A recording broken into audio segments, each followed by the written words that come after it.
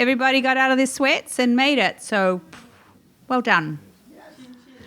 I'm Jana Benj. I am the current president of the Kerouac Project, and we're glad to have you here. I think mainly it's familiar faces. We do have Mona from the Moroccan American. Yeah, so she's here from that, and we're glad to have her.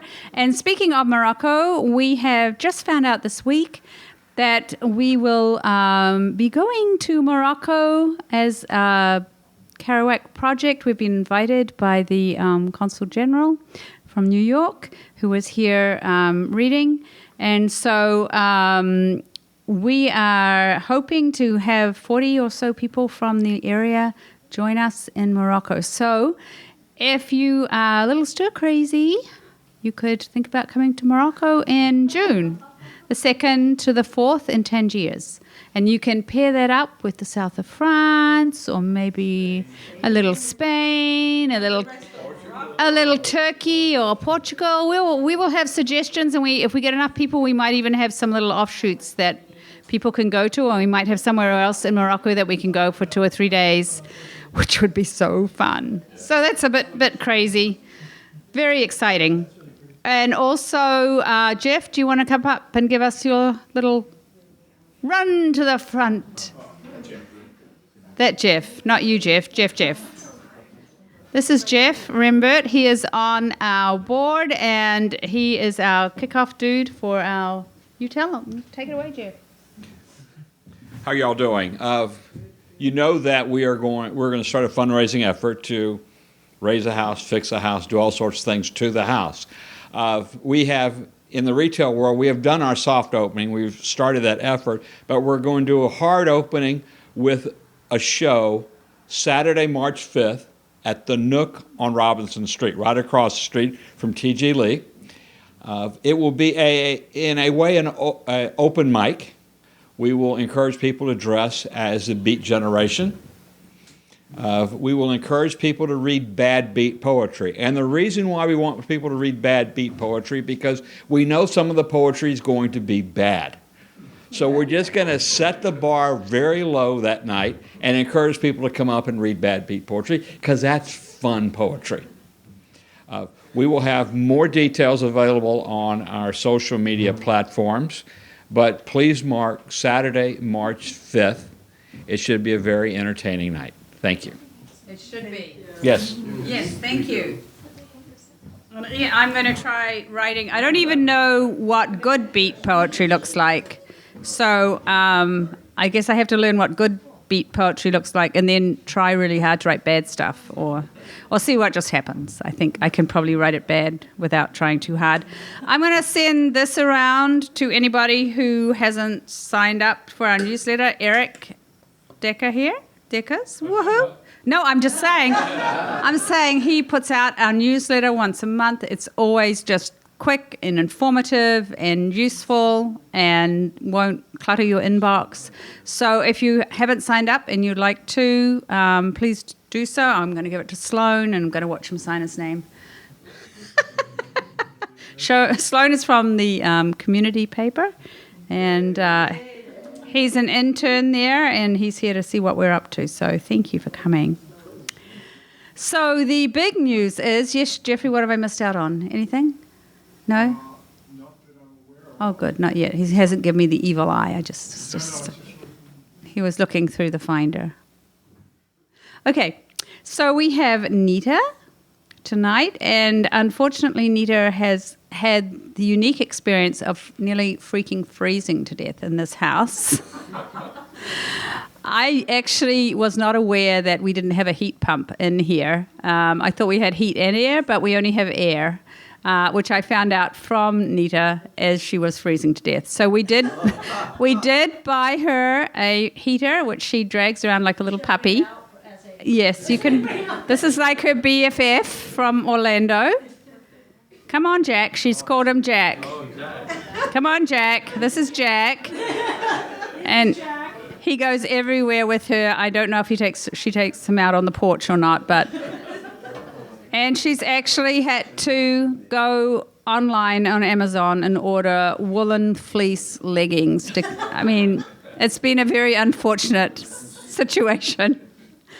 And probably the only resident who's ever seen ice frost on the ground in the house. So it's very unique.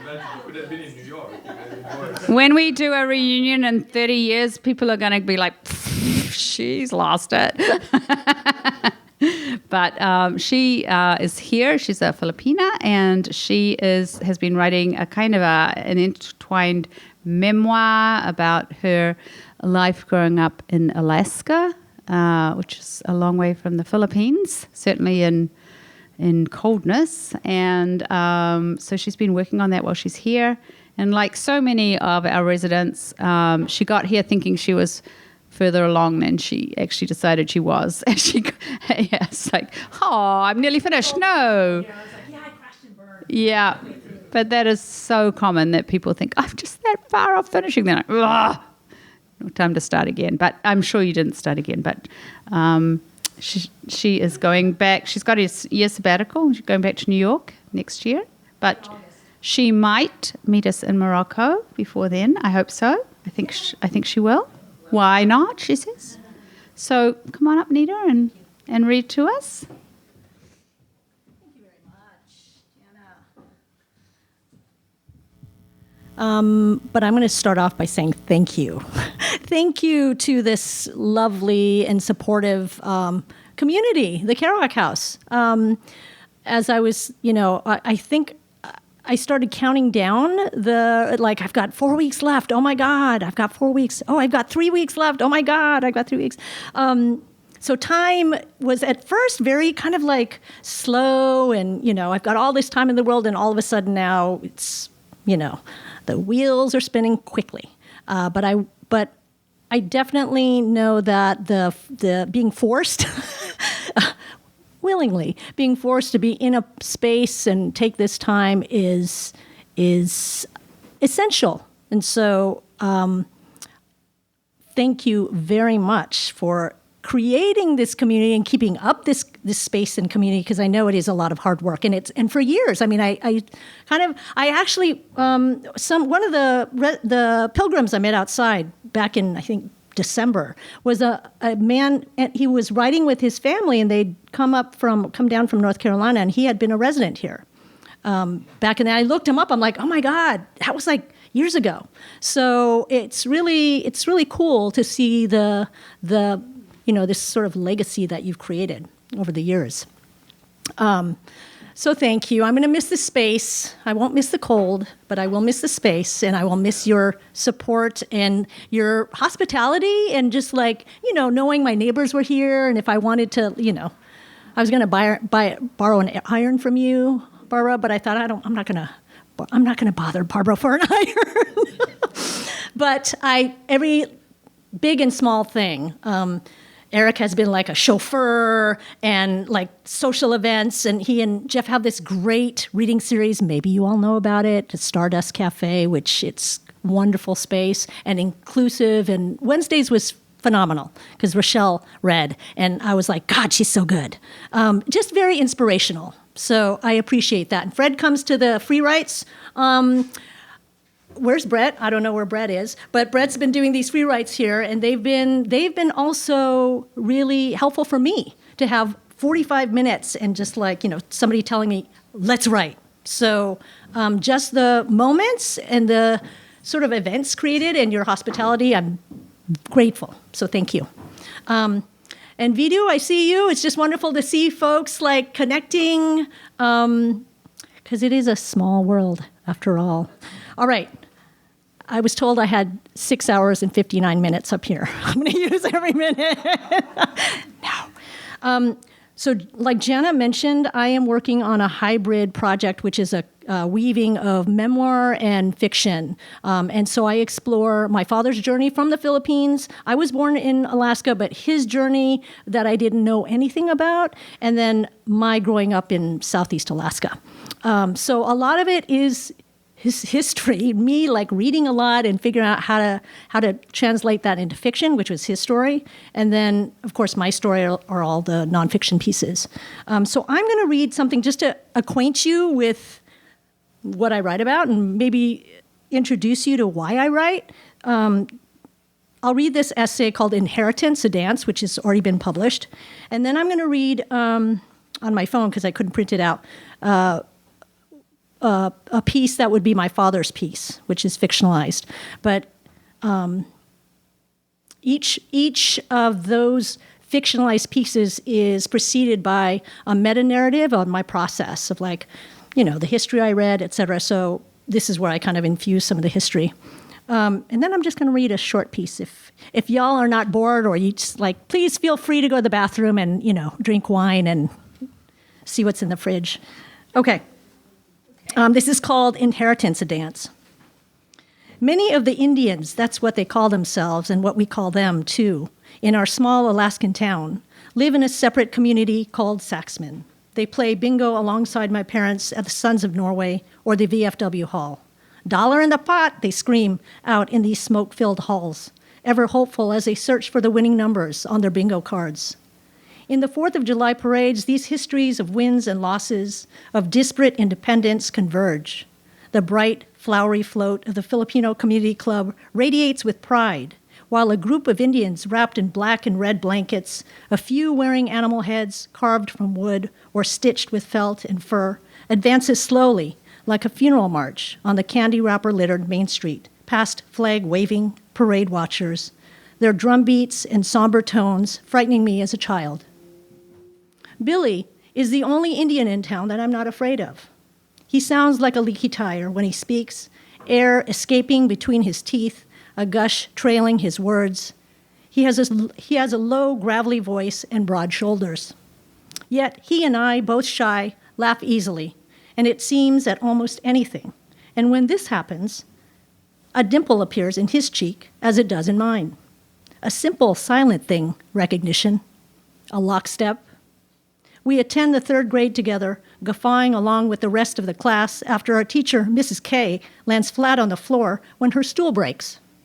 Then on to the 4th grade, copying vocabulary words from the blackboard into our notebooks and tee-heeing at Mrs. B's wig that's sliding off her head, before Billy transfers to another elementary school.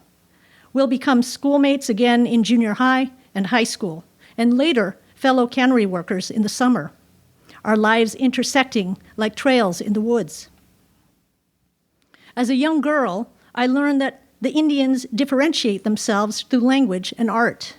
Some are Tlingit, like Billy's father. Some are Haida, and others are Tsimshian, originally from neighboring islands.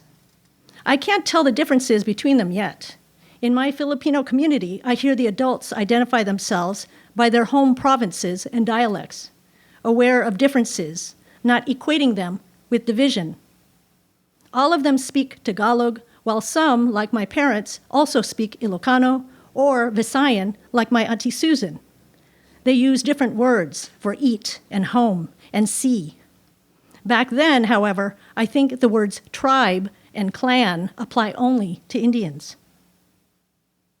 I try to stay in rhythm, raising my arms above my head like the other girls in the group. We twirl our hands elegantly. Our feet slide across the dingy yellow tiles of the Filipino Community Clubhouse, a big squeaky house near the creek in town, where in late summer, the stink of rotting salmon hangs in the air. The house isn't heated and smells like mothballs, like other old homes in Ketchikan, built in another era. "You are too stiff," Ninang Doring snaps, wincing as if I've stepped on her foot. "Stiff like a board." As our dance instructor, Ninang Doring often cries out, squinting and tapping a broomstick, held bristles up on the floor. "Ay, not graceful enough."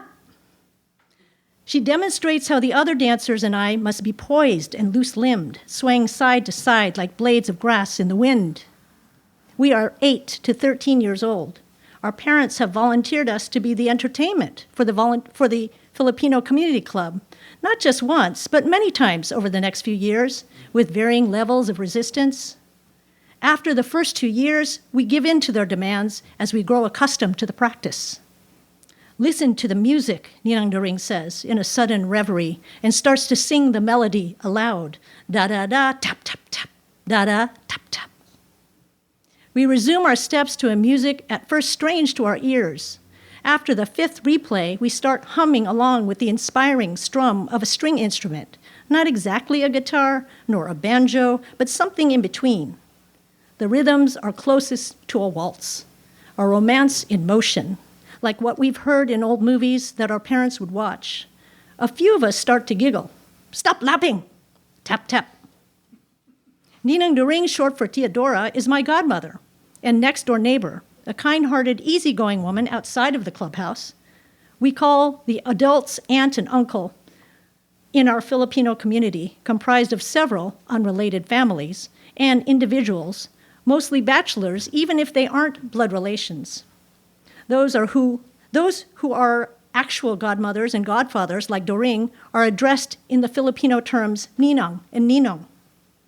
My father is president of the Filipino Community Club, which holds meetings and fundraisers, potlucks and holiday parties, and whose club members believe it important to teach their American-born children the dances of the Philippines, part education and celebration, part nostalgia and longing.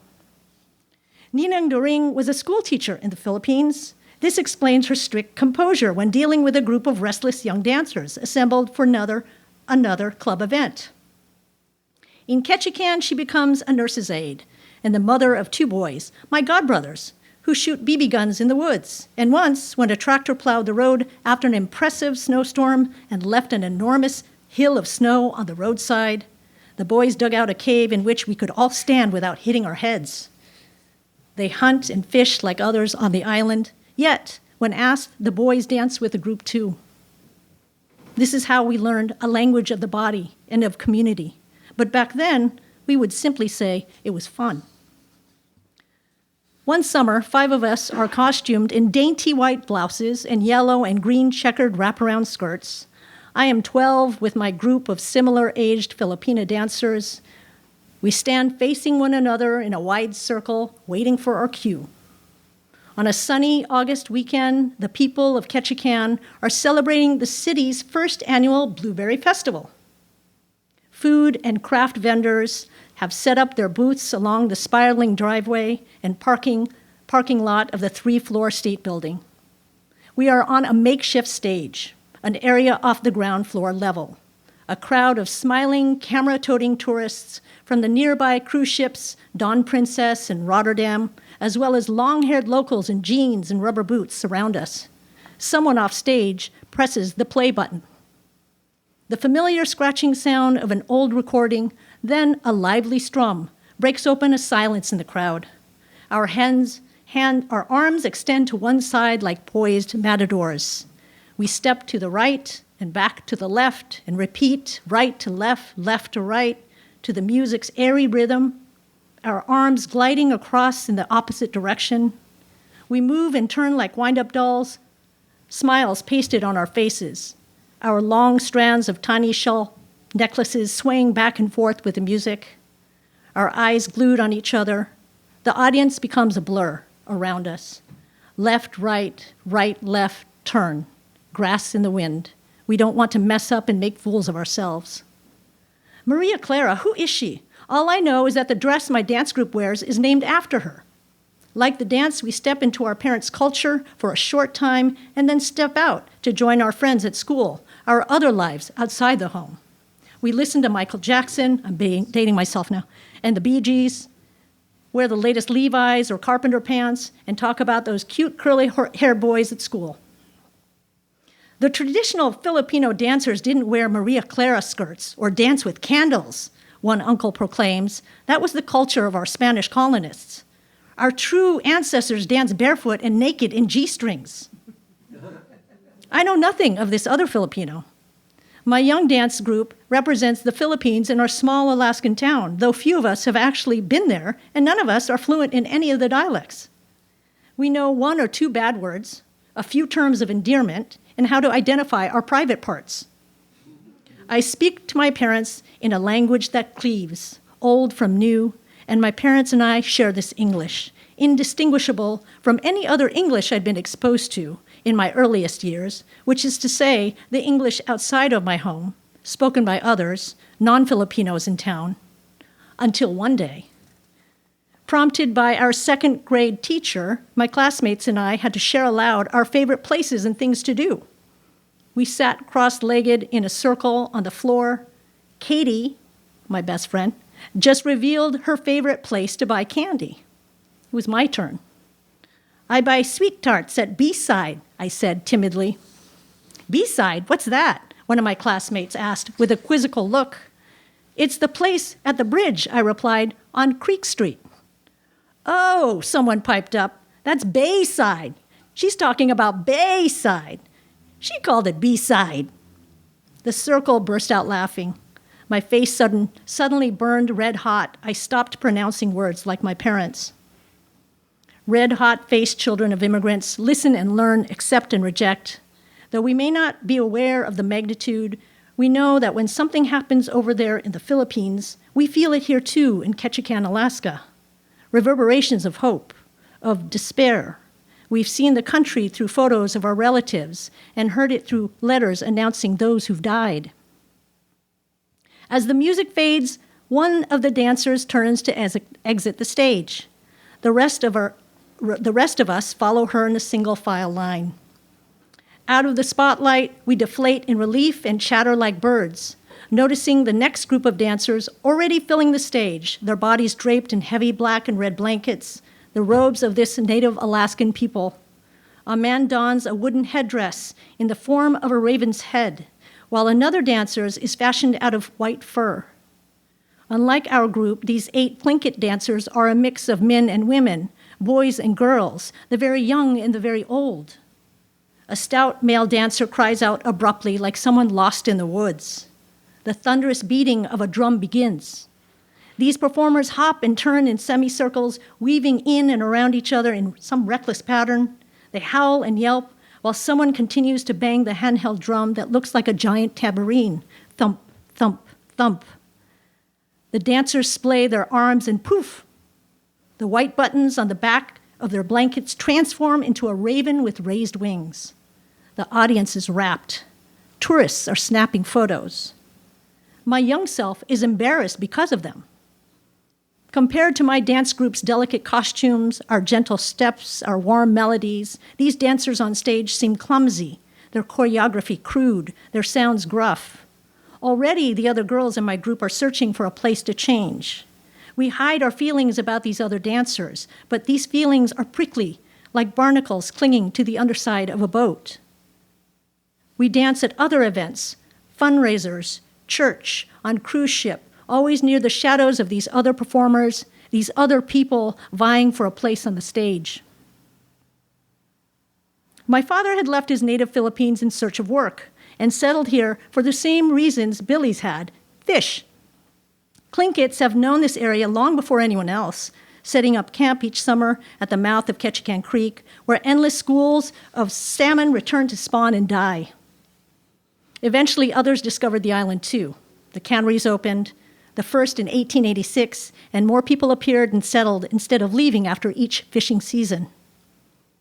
After laboring on the vegetable fields of Southern California, my father first arrived in Alaska in the 1930s, where he and fellow Alaskeros, Filipino men who found jobs in the salmon canneries, worked long days that rotated endlessly like gears of cannery machine.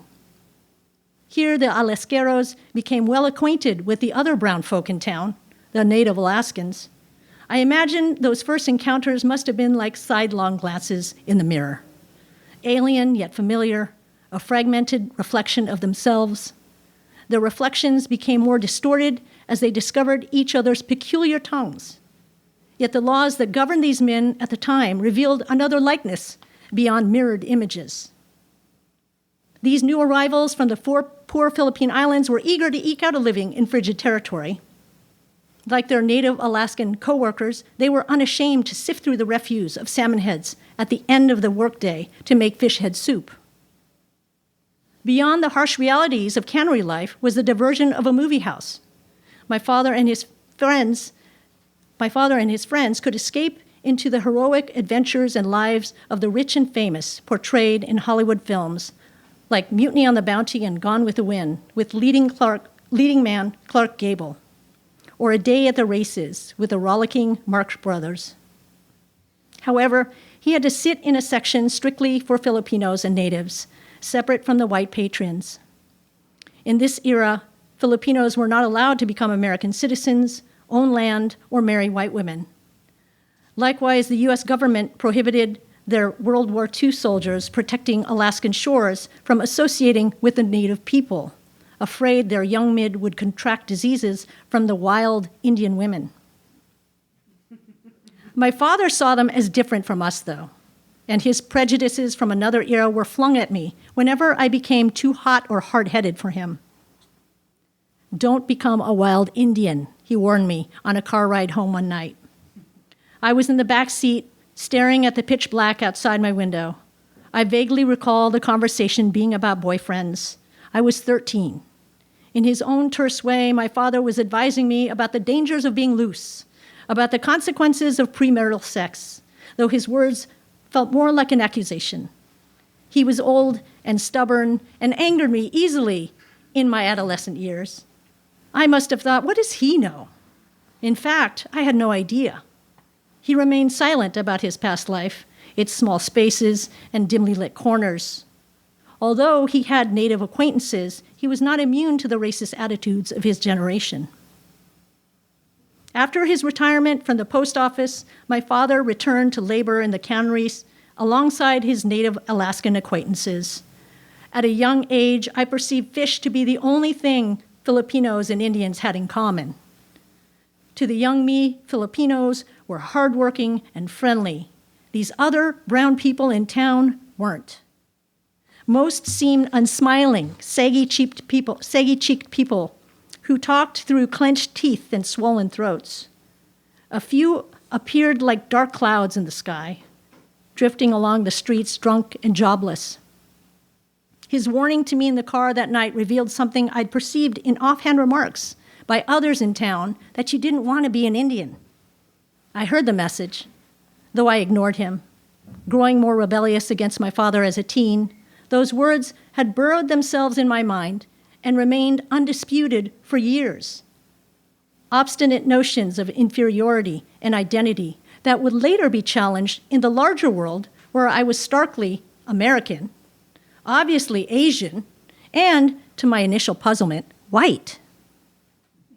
I accepted and rejected and accepted these delineations of myself and others, aware of identities expanding and contracting, then settling into a seemingly fixed version until, when challenged again, another self appeared, as they still do, by necessity or surprise. Stiffening blades of grass shook loose by new winds. Thank you.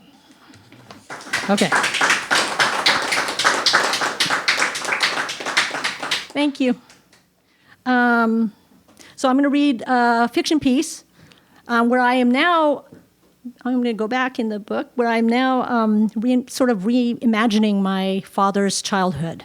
And he was born in 1907, and because of the miscegenation laws, of course, he lived in a bachelor community for years. All the Filipino laborers were young, single men for many years. Many of them died, single. My father decided he was going to go back to the Philippines. He went twice to find himself a wife. My mother's like wife number 3, I think.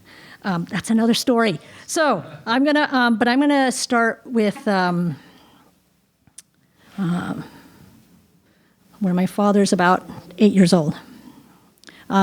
And again, this begins with a little bit of history because this is my process, the process narrative before the fiction. One stricken body turned thousands, one day of ruin turned years. The Philippine-American War ended in 1902. Filipino historians regard the 3-year conflict as a continuation of the Philippine Revolution against Spain and the country's ultimate struggle for independence. The United States called it an insurrection. The horrific losses in this war persuaded the United States to cease further colonial expansion abroad. The Katipunan a Tagalog word for association, was a secret revolutionary society founded by anti-Spanish colonialism Filipinos in Manila in 1892. Its goal to gain independence from Spain through revolution. The society grouped chapters in various northern provinces near my father's birthplace, recruiting Filipinos who yearned for a free and independent nation. 5 years after the Filipino-American War ended, my father was born. Did his family know about the Katipunan? If yes, did they espouse the organization's mission? I'd like to think so. My father's grandfather could have easily welcomed the arrival of the Philippines. I'll never know. In the spirit of those who fought for independence, I wrote this story. And Apong, which is the title of the chapter, is Ilocano, which is the dialect that my father spoke, for grandfather. So this is called Apong, grandfather, 1915. The sun peeked over the crowd of trees before the heat of day stilled even the mosquitoes. Apong Pristino became a playmate of sorts, chasing Benito and his older brother and younger sister around the yard with a broom in hand. "You're no good," he gasped jokingly. "You eat too much food and smell like chickens." Whack. The broom swiped the back of the children's legs, leaving scratch marks. Squealing, the children fled behind a viney tree or a bush. Miguela's giggle drew Apong's lean shadow toward them. I smell chickens behind the bushes." The bristles slapped down at their bare feet, dust clouds rising as the children scattered. It continued like this until, out of breath, Apong squatted to pour himself another gourdful of tapui, which he had been drinking all morning. Later, belly full of rice wine, he teetered to the shade of a banana tree and fell asleep, from time to time yelling out in a waking fit, "Independencia! Free us from the Spaniards!" "Quiet, you foolish old man," Benito heard his father, who squinted at the crumpled figure under the tree. "We are free." "Apong, let's play," Miguela begged, pulling the old man's thin arm, but he was out cold. When 8-year-old Benito returned from gathering firewood for his mother's kitchen one late morning, he noticed Apong Pristino entering the forest. It was unlike the old man to be up and about before noon. Curious, the boy set down the wood next to the family's mud brick home and followed him. Pitpitak, or Mud, was the name of their little settlement of family homes in the woods in the coastal province of Luzon. Benito and his family were subsistence farmers like other Ilocanos who had settled along the northern region, hemmed between sea and mountains, long before the arrival of merchants from China and Japan, friars and officials from Spain, and soldiers and teachers from the United States of America. Ilocanos fished and hunted, believed in loyalty and hard work, and saved rather than spent every centavo like it was their last, earning them a reputation in the rest of the country for being stingy, though one would argue it was a frugality driven by an obstinate pride in doing the work for themselves. Benito watched from a near distance as Apong followed the trail to the creek, where the family drew water and then sloshed across to the other side, entering the jungle. Yet the old man continued untroubled, arms sweeping aside walls of vegetation. Benito, on the other hand, struggled to keep up with Apong. Branches and bushes poked and scraped his arms and legs. Large leaves smacked his face. He wanted to shout, "Apong, where are you going?" though stayed silent since this was to be a surprise. The sun disappeared and reappeared in rays, cut and parceled out by the dense green canopy. The old man kept moving. Benito grew thirsty. Something darted nearby. When he thought about turning back, he noticed Apong had finally stopped and begun clearing away brush from what looked like another wall of jungle, revealing little by little an opening to a cave. Advancing slowly, obscured by foliage, Benito peered at the sudden discovery. When the old man vanished into the darkness, the boy approached the cave. "Apong," he yelled, "it's me!" The dark hole swallowed his words. After a moment's silence, Benito heard a bird's trill and then the zit-zit of long-legged mosquitoes. He moved toward the sound of clanking metal and saw a soft glow of light in the pitch black. "Apong," Benito called out again to his grandfather. Then he stepped inside. His eyes adjusted slowly to the dim light. He smelled the sharp odor of kerosene, Several steps away, a shadow of a man cast against the jagged cutouts, contours of the cave wall appeared to dance. "Hi, what are you doing here?" the old man asked, his face illuminated by a flickering flame from the lamp on the ground. "I wanted to surprise you," Benito replied. Behind Apong on a cave ledge, a stack of papers and folded maps weighted down by a large stone. He studied the boy. Apong responded to the young, inquisitive eyes. "I am to guard these papers for our country. No one is to know about them. When the time is right, I'll share them with the right people. Now it must remain," he whispered, "a secret." "A secret?" Benito asked. The old man lifted the stone, shook open one of the maps to show his grandson the region they lived in, tracing the lines of land, water, and roads. "We are here," his finger circled an area on the map. Benito had seen maps of the country at his Catholic elementary school. This was nothing new, but this cave was new, and his grandfather was for a moment a new person. He eyed the other bundles of paper stacked here and there. "And what about those papers in that bolo?" Benito asked, pointing to the shiny, sharp object. "Oh, those are letters to important people." Apong, schooled by the church in the most basic of letters and having memorized biblical teachings, could only recognize the names of various leaders and members of the society to whom the letters were addressed. But Benito believed his grandfather. "I keep the bolo to cut down the vines outside when they get too thick. No one knows about this place except for me, and now you. You must keep this secret." Benito nodded. Apong studied the young boy's face and smiled. Then the two figures stood quietly in the semi-lit cave, shadows dancing on the jagged walls. "Don't tell anyone about this cave or about these," Apong instructed, his chin jutting towards the papers. Benito agreed. It was a secret he could keep, sealed between the two as the old man blew out the flame in the kerosene lamp. He did not speak of the cave to anyone. He did not reveal the discovery of the letters and maps to his siblings.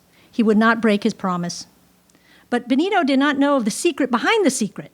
The owners of these small items of revolution had met privately at a member's home more than 20 years prior in the region of La Union.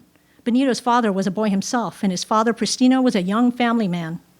The northern city held one of the smaller seats of the Katipunan society, formed by righteous, determined men in the distant capital of Manila to resist and overthrow the ruling Spanish government. Several months after this meeting, Pristino had been recruited by a Katipunan scout, a fellow tobacco farmer, who recognized Pristino as a likely candidate. A hard worker easily angered by the government's stranglehold of the tobacco industry and greedy government agents who, each season, doled out a laughable paltry payment for his crop. A devout Catholic, Pristino also shared his countrymen's resentment of powerful Spanish friars and their illicit affairs whispered about in every corner of the country. In this pernicious era, Pristino prayed for the return of the spirits of Diego and Gabriela Silang, revolutionaries who 100 years earlier, inspired by British forces in their efforts to cripple the Spanish Empire, fought for an independent Ilocano state free of the Spaniards. The rebel died at the hands of a friend hired by church authority. His wife was executed by the Spaniards. Yet the fire of these heroes persisted in stories that seeped into Pristino's dreams for another revolt. He was to be the guardian of documents, records that could not be otherwise hidden by the sisters and wives of the Katipunan, to keep them where no one, especially members of the government or the church, would find them. The Katipunan official whose idea to hide these papers had his own agenda. He wanted a record of the organization's activities, an archive, and a celebration for the nation of the future. Although unpopular among the senior members, the notion appealed to their pride and ego. No one protested. Pristino, like a bird taking flight, was filled with a sense of mission for months. The jungle, a minute portion of which he cut and cleared for his home, had been transformed overnight into a place of honored refuge. Then, a year later, at the scouts' home in La Union, he heard the tragic news of the execution of Bonifacio, the Katipunan leader, who only a month before, en route to Manila, after a meeting at the scouts' home, had placed his hand on Pristino's shoulders and described Pristino's duties as important for the country, calling him brave. A proud Katipunero in the making, Pristino stood taller than ever in his life. However, the secret society was in the midst of splintering, even as he retrieved and hid papers and maps for these erratic meetings. Its members joined the fractured group or foregoing the cause altogether, but always in their hearts hoping for a new government, independent and led by passionate countrymen. The revolution did occur. Emilio Alganado became the first Filipino president of the Republic. The Spaniards withdrew because a newer, more powerful country landed in the Philippines, promising independence at first, then realizing opportunity to expand its interests, filled with a sense of civilizing its little brown brothers, changed its course toward occupation. The strong-willed revolutionaries and their forces pushed up against the takeover like a typhoon. Apong heard stories of retaliation, of American soldiers burning whole villages in Samar and killing all males over 10 years old. The image of the dead boys in the old man's mind haunted him. The rebels did win battles, Balatang, Babitak, but eventually they fell by hundreds and then thousands in Manila, Visayas, and after Santo Tomas, after Apong's very own San Fernando came under American control, with President Alganado captured, he felt something slipping away in the new winds. Though while many around him seemed to accept, even embrace the new occupation, Apong Pristino remained suspicious. He held on to the revolutionary's dream and to a self that had been inspired, one that he believed to be a stronger, more confident man, a version of himself he wanted to maintain. What could Apong reveal of this story to his grandson on this day in the cave when Benito eyed the documents so curiously? He still feared, errantly perhaps, that if these papers were to be discovered, he would be killed and that they being an enemy no longer concerned about rebellion, would harm his family. Apong had nothing to fear, though. America held the freedom strings now after fighting, massacring, and winning over these dreamers in a war that lasted 3 years. In these 3 years, Apong shuddered when the sky darkened. He drank more tapui than usual. The war was more than a decade ago. Since then, the grandchildren, new life arrived. Apong stopped shaking at night, continued drinking, and the cave became a shrine. At that moment, the United States was riveted along with the rest of the world by the war that had broken out in Europe and the death toll rising with every battle. When America entered the war, the dream of an independent Philippines, supported by Filipino government leaders in the capital of Manila, and once the spark of another life for this old revolutionary in the cave, was again deferred. Benito kept his secrets, the one he promised Apong to never tell anyone that he'd seen, and the one he himself did not fully understand, the secret of a country that could have been, until perhaps he himself was old and embattled. After the summer rainfall disappeared some months later, Benito's sister, Miguela, found Apong lying stiffly in the yard one early morning. The family cried for 3 days. On the 4th day, they buried him next to the house. A priest came to perform the ritual. A week later, Benito decided to return to the cave. The boy searched the jungle out of sadness and curiosity for the other man he'd seen that day. He found himself passing the same guijo tree 3 times and thought he'd lost his way. Then he found it. He lit a kerosene lamp before entering the cave. He swung the flame around the dark space, scouring every ledge, fold of rock, and black corner. It was empty. He gave up seeking any traces of Apong's items of revolution before nightfall. For years, Benito remembered the old man with broom in hand, chasing him and his siblings around the yard, his little sister begging Apong to play again, and the long-gone revolutionary's reply to these children born into a new nation, "No, you go. My bones are tired." Okay. How are we doing? Thank you. Everybody need a drink now? I was going to read one more little piece. And just to kind of, because that's a little on the, I didn't want to end on a downer. I'll be quick. This is called The Blue God. So actually, this came about, you all know Brett Pribble. So he's, I know you know Brett Pribble. So he asked me to submit to to his literary zine called Ghost Parachute. I'm like, Brett, I don't write fiction. That's not true. Brett, I don't write fiction. He's like, just take a nonfiction piece and turn it into fiction. I'm like, okay, let me just see what I have. So this was kind of a fun enterprise for about a week and a half that I obsessed for Brett to hand in. But writers, deadlines really help. So this came out of that. It's called Blue God.